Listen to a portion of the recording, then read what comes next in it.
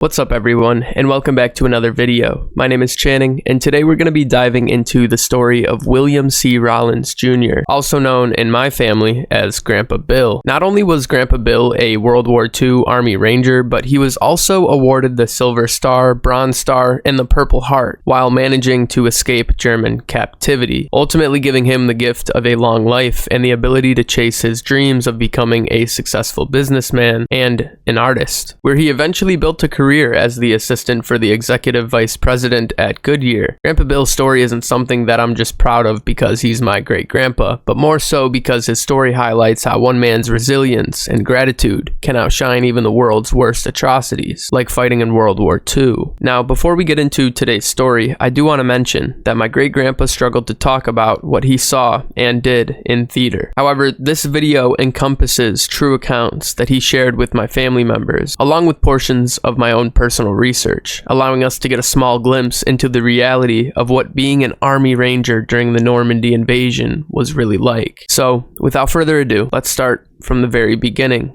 In the early hours on June 1st, 1944, Grandpa Bill and his fellow Army Rangers from the 2nd and 5th Battalions boarded invasion ships anticipating what was known as Operation Overlord, an amphibious operation to storm the beaches of Normandy to overpower the German defenses, with the idea of pushing them back. Now, the 2nd Battalion Army Rangers were tasked with assaulting Point du Hoc, which happened to be a heavily fortified cliff overlooking the beaches filled with German machine gun emplacements. And while the 2nd Battalion was doing that, the 5th Battalion would land on Omaha Beach to support the main assault. Now, whether Grandpa Bill was a member of the 2nd or 5th Battalion is a mystery to my family, but what we do know is both of these battalions worked closely together in the invasion. Now, the initial invasion was supposed to take place on June 5th, 1944, but due to severe storms, the US unfortunately had to wait to make a move, leaving soldiers in a state of anxiety for what was to come. Eventually, when the weather started to clear up, General Dwight D. Eisenhower ordered that the landings take place in the early morning of June 6th. Now, along with the weather and confusion of war, this constructed a terribly bloody battlefield for the Allies, not to mention the sheer magnitude of mortar fire and the menacing buzz of the German MG-42s ripping through many of the soldiers that landed in the first waves. Eventually, when D, E, and F companies of the 2nd Battalion were able to grab a foothold on the beach, they began to start firing grappling hooks with ladders attached that would hopefully be caught under barbed wire or shrubbery to start the storm on Point du Hoc. Now, it's also important to mention that there are accounts of German soldiers noticing these makeshift ladders being shot up, who would then cut them from the top of the dikes, leaving any US soldier on the ladder to plummet to their death, which made these Rangers literally fight an uphill battle, and I'm sure that certainly affected their morale. Eventually, the Rangers made it to the top of the cliff, where they were met face to face with the German bunkers. From lobbing grenades to blasting their way through German defenses, the severity of the conflict was surely present. Some men would even face hand-to-hand combat, while others were screaming in pain from bullet wounds or shrapnel dispersed from German masher grenades. Everything was pure chaos. Now, in the midst of this, 5th Battalion was waiting on a signal from the troops at Point du Hoc to indicate when it was captured. They never received a signal, so about an hour later, the 5th Battalion ended up landing on Omaha Dog Green to help the 2nd Battalion and other soldiers that desperately needed it. And instead of relieving the 2nd Battalion, their new task was to assist in establishing the beachhead. Eventually, by late afternoon on June 6th, the 5th Battalion made it to Vierville, securing the right flank of the beachhead, to which they also defended overnight. Now, in terms of where my Grandpa Bill was in the midst of all of this action is unclear, but what we do know is that 23 Rangers were killed in action from the 5th Battalion, along with 89 more wounded and 2 missing, totaling up to 114 soldiers, or 22% of the 5th Army Ranger Battalion, either dead, missing, or wounded. Now, as the next few weeks passed, it was the 5th Battalion's job to guard prisoners at Fouquerville, which gave the battalion some rest after the heavy fighting on D-Day and the days that followed. And as we dive deeper into Grandpa Bill's story, it's important to mention that where he went after the initial landing is unclear, but what we do know is he eventually made it to Luxembourg, where he was captured as a prisoner of war by a group of German soldiers. Now, according to Grandpa Bill, when he was captured, the Germans took everything from him, then took him to a POW camp where they would beat him and torture him with Nazi whips, which weren't designed to kill, but certainly left some scars, both physically and mentally. Now, it's important to mention we're not really sure how long Grandpa Bill was in captivity, but my parents, along with their parents, have seen the scars on his back from the German whips, and from what I've heard, it was gruesome to look at. Now, it's important to mention that my grandpa didn't show his wounds as a way of boasting, but more so as a way of helping my family understand how gruesome war truly is. Now, like I said earlier, we're not sure how long Grandpa Bill was in captivity. All he mentioned to my family was that he was there for a short time, and this is actually because he managed to escape in one of the most harrowing ways possible. You see, when Grandpa Bill was captured, the Germans forgot to take a bayonet that was holstered in his boot, strapped to his ankle. So, one night when all of the guards were relaxing, Grandpa Bill decided that it was his turn to get a one-up on the Germans, and I'm sure this was something that he had to meticulously plan, because if he was caught, he would have most likely been killed. Now, what happened next is something that Grandpa Bill isn't proud of, and it was extremely hard for him to talk about after the fact. With that being said, some of the details to the story are a bit murky, but what we do know is that Grandpa Bill used his bayonet to most likely break out of whatever enclosure they had him in, where he would then approach one of the unexpected German guards that was resting. Now, whether or not he used his bayonet or somehow got to a firearm is something that we're unsure of as well, but it's a known fact that he had to eliminate whoever he had to in order to make an escape from that camp. So whether that was just one person or a few lies a mystery. And just imagining myself as a young man having to make that type of decision after being brutally beaten is something I can't help but find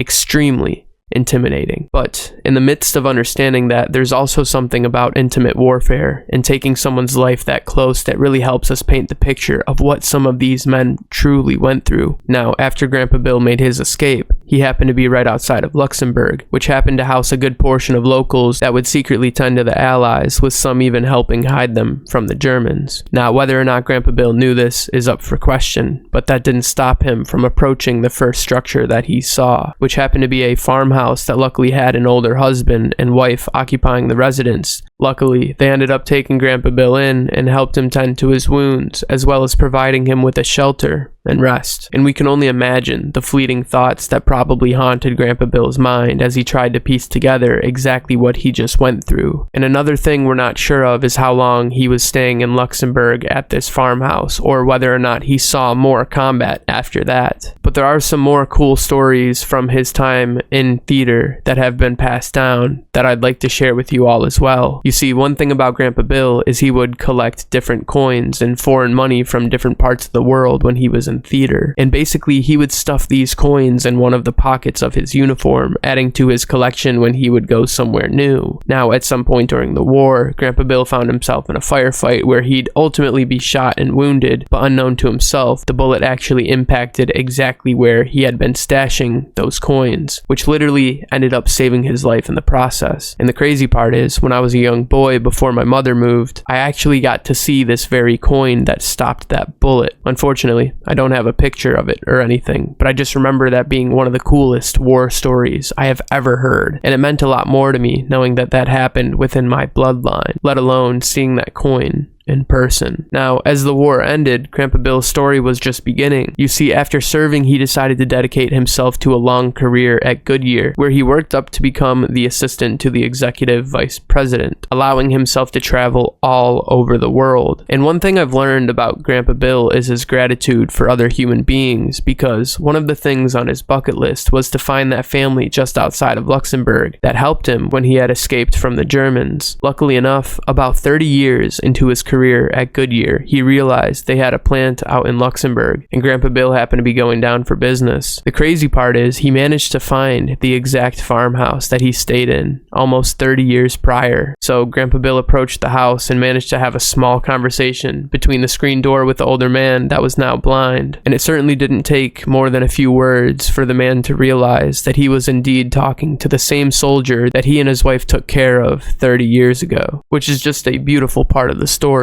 because even though he couldn't see Grandpa Bill, he he certainly recognized him. Now, when the old man realized who it was, he bolted through the screen door to Grandpa Bill and gave him the biggest hug. And it's a big highlight in this story that's been passed down that the old man wouldn't let Grandpa Bill go. Now, this is personally my favorite part about Grandpa Bill's story because it highlights the importance of relationships and becoming selfless, especially when somebody is being selfless for you. And Grandpa Bill's story doesn't stop there. You see, William C. Rollins Jr. was also a very talented artist that loved to create hyper-realistic charcoal drawings by hand. I remember before my mother moved out, we had these 3 very detailed drawings in the hallway of our home that he created. One was a lion and her cub, the other a beautifully decorated townhouse in a summer landscape, and the other was a landscape of a lighthouse. But what Grandpa Bill especially took pride in was creating charcoal portraits of fallen soldiers so that families of the fallen had something tangible to hold on to in terms of their relatives who were killed in action. Now, when I was a young boy, I remember going over to Grandpa Bill's house and just being starstruck with his attention to detail, his skill with these drawings, and honestly, at that point in time, to me, it didn't even look humanly possible. It was truly impressive. And it's important to mention that from 2005 to 2010, he created over 300 portraits for families of veterans who were killed in action. And somewhere within that time, Grandpa Bill was also recognized by President Obama and President Bush for his service in honoring the fallen heroes before he himself passed away on February 12th.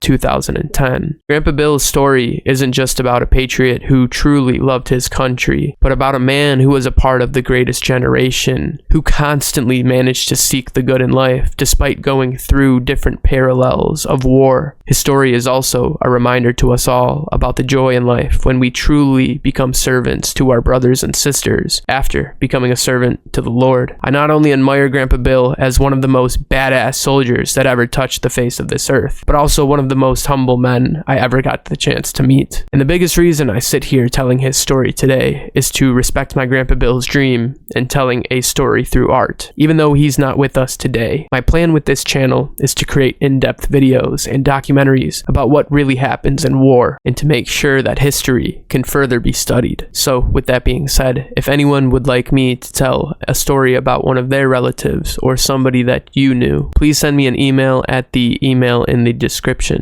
As always, thanks so much for making me a part of your day, and God bless.